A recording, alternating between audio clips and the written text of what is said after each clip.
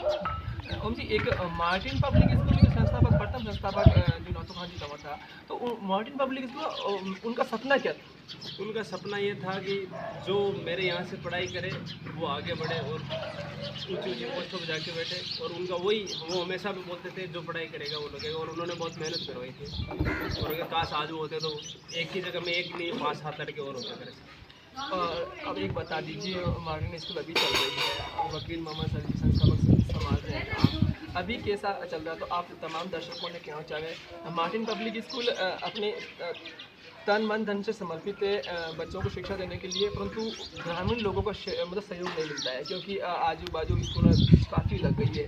तो उनके लिए क्या मतलब दर्शकों ने कहीं कहना चाहो कि मॉडर्न पब्लिक स्कूल में बच्चों की थोड़ी संख्या बढ़े, तो जो अब पहली जो कंपटीशन चल रहा था, तो भविष्य में ऐसा हो सकता है और ऐसा होगा? ज़रूर होगा। मार्टिन स्कूल बहुत बढ़िया। मैंने भी वहाँ पढ़ाई कराई थी बीच में। मैं भी 5-6 महीने वहाँ गया था पढ़ने के लिए। वकील साहब ने बोला था। मेरे ये दोनों लड़के हैं, मेरे भाई के लड़के हैं, ये भी मार्टिन में पढ़ रहे हैं। लगभग मेरे परिवार में सारे लड़के उधर ही पढ़ रहे हैं और अच्छी पढ़ाई है मार्टिन में। ऐसा नहीं है कि नाथू जी चले गए तो स्कूल ठीक नहीं है। स्कूल का कुछ लोग बहुत बढ़िया है। कुछ लोग ऐसा बोलते हैं नाथू खान जी नहीं है और ऐसी वो उस दौर की शिक्षा अभी नहीं दी जा रही है। तो दर्शकों ने कहीं कहीं चाहो मॉडर्न पब्लिक बारे में, क्योंकि टीचर तो संभाल रहे हैं काम अच्छा हो रहा है या नहीं हो रहा है? काम बढ़िया हो रहा है, तभी तो स्कूल रिजल्ट दे रही है। अभी आप रिजल्ट देखा होगा 5वीं क्लास 6वीं क्लास का बढ़िया रिजल्ट आ रहा है। तो मैं यही बोल रहा हूँ कि मार्टिन स्कूल बढ़िया स्कूल है। मैंने भी वहाँ पढ़ाई की, मेरे भतीजे भी पढ़ रहे हैं। तो और भी लगभग मैं जिसको बोलता हूँ अच्छी स्कूल है, बढ़िया पढ़ाई अच्छी है। ये सिर्फ ये कोरोना के कारण थोड़ी डाउन हुई थी स्कूल, लेकिन अब वापस उठ रही है धीरे धीरे। उम्मीद है पूरी चीज़। एक सर आप मैं वकील सर आपसे बात जानना चाहूँ, अपन जो मॉडर्न पब्लिक स्कूल ही नाथू खान जी को और आपको लगभग समय से एक साथ ही था, परंतु जिम्मेदारी उनके जाने के बाद में ज़्यादा बढ़ गई है बच्चों के लिए पढ़ाने के लिए। कोई आपके सपना था अगर नाथू खान जी का कि कोई आर्मी में जाए, कोई डॉक्टर बने, इंस्पेक्टर बने, सचिव बने, शासन प्रशासन की ऊंचे पद में जाए, सर कहीं वो कहीं लक्ष्य चाल दिया बाल नाथू खान जी को? सर मेरे बड़े भाई साहब स्वर्गीय नाथू खान जी तंवर साहब, उनका शुरू से ही मतलब एक ही लक्ष्य रहा है कि गरीब घर से उठ कर के बच्चा शासन और प्रशासन के अंदर अपना योगदान दे। और वो खुद ही हमेशा राष्ट्र सेवा में लगे रहते थे। जी सर। हर वक्त वो कहीं ना कहीं, जैसे कोई गरीब घर का बच्चा है और वो रुपए देने में असमर्थ है, तो उनको भी वो अपनी ओर से फ्री पढ़ाते थे, प्लस उसके कपड़े, ड्रेसें और किताबें, बूट वगैरह वो सब अपने जेब से देते थे, ताकि कुछ ना कुछ बच्चा आगे बढ़ कर के कुछ ना कुछ बन सके। और साथ ही साथ में जब ओम प्रकाश जी और इनके साथ में थे, जब आज से करीबन 2 साल पहले हमारे स्कूल के अंदर एनुअल फंक्शन था, तो हमने ओम प्रकाश जी को, एक प्रेम प्रकाश गुजर है जालामन से, उनको बुलाया। और एक और भाई हैं सुपाल जी गुजर, ये पवनटी हमड़ा के लड़के हैं, वो थे। और एक फिरोज नाम का लड़का है, फिरोज खान, ये जी सर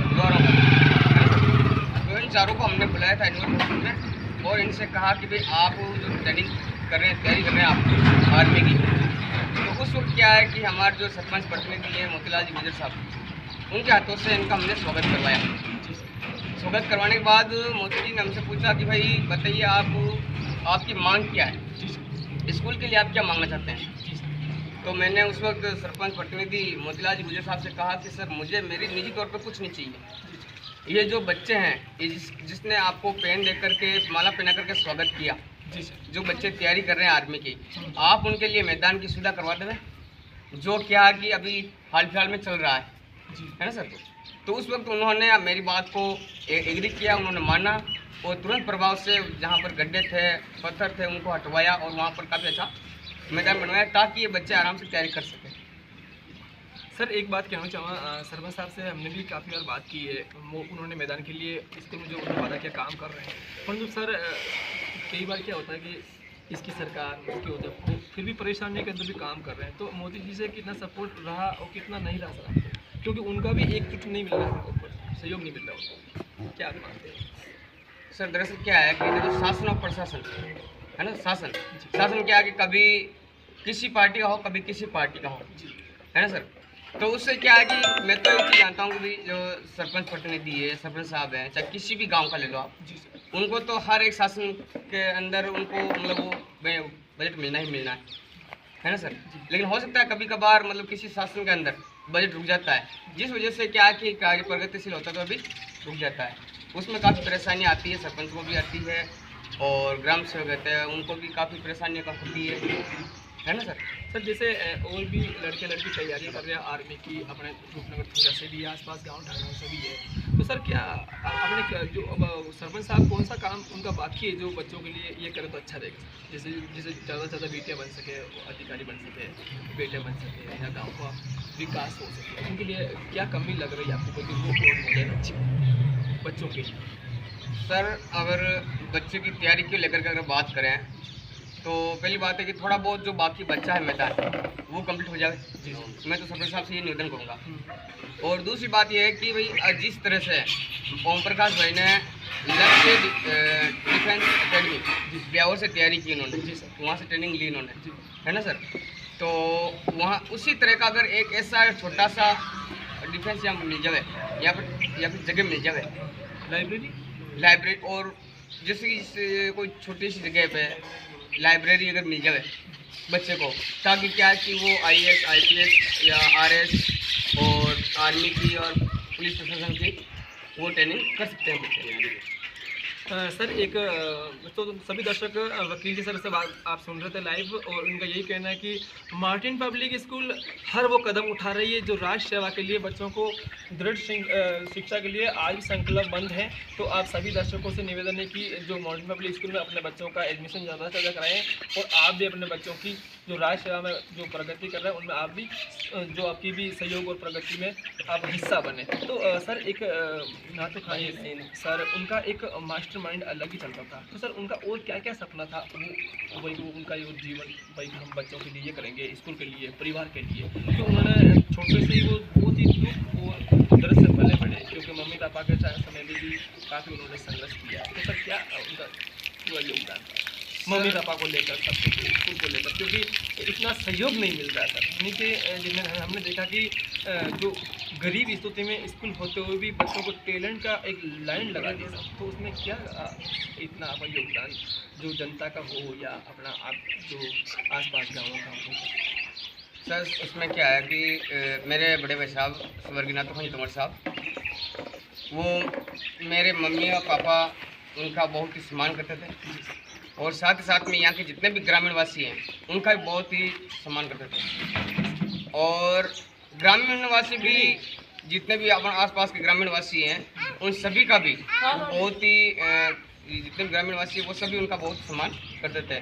जैसे कि अगर सर कह देते हैं कि अंकल जी आप बच्चे को उस स्कूल के अंदर डालो या फिर उस कॉलेज के अंदर डालो जिससे कि आपका बच्चा आगे बढ़ सके, तो सर ग्रामीण वासी उन्हीं की बात मानते हैं और उसी स्कूल के अंदर उसी कॉलेज के अंदर वो डालते हैं, है ना सर। और साथ ही साथ में जब उनका एक लक्ष्य होता था कि भाई मेरा स्कूल से पढ़ा हुआ बच्चा, मेरे स्कूल से पढ़ा हुआ बच्चा कुछ ना कुछ बन के दिखाए मेरे सामने, वो कुछ बन के मेरे सामने आया जिससे कि मैं प्राउड फील कर सकूं। तो सबसे पहले हमारे करनौस में इंसाफ अली जी लोहार हैं, उन्होंने मेडिसिन के अंदर लैबोरेटरी टेक्नीशियन का उन्होंने अपना नौकरी पे ज्वाइन हुए थे। तो सबसे ज़्यादा खुश उस वक्त हुए थे सर कि भी आज पहला लड़का मेरे स्कूल से पढ़ा हुआ पहला लड़का वो मतलब इलेक्ट्रिशियन में LT बना, है ना सर। उसके बाद फुलसागर से हैं ईश्वर जी माड़ी, उन्होंने भी रेलवे डिपार्टमेंट में एक अच्छी ज्वाइनिंग हुई। और उसी तरह ओम प्रकाश जी कुमार साहब हैं, उनकी भी आर्मी में ज्वाइनिंग हुई।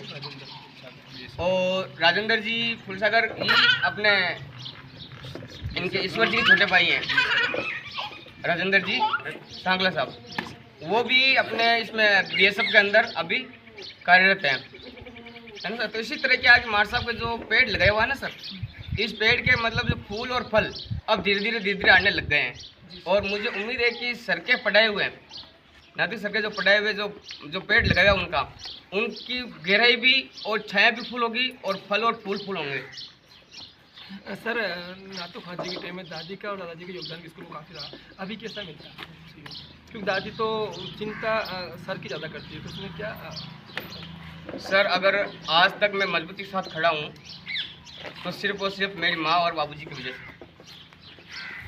क्योंकि अगर मेरे माँ और बाबूजी अगर मेरे साथ अगर नहीं देते हैं तो मैं यही बता रहा हूँ सर कि मैं आज जिस मुकाम पे हूँ उस मुकाम पे वापस मैं नहीं आ पाता।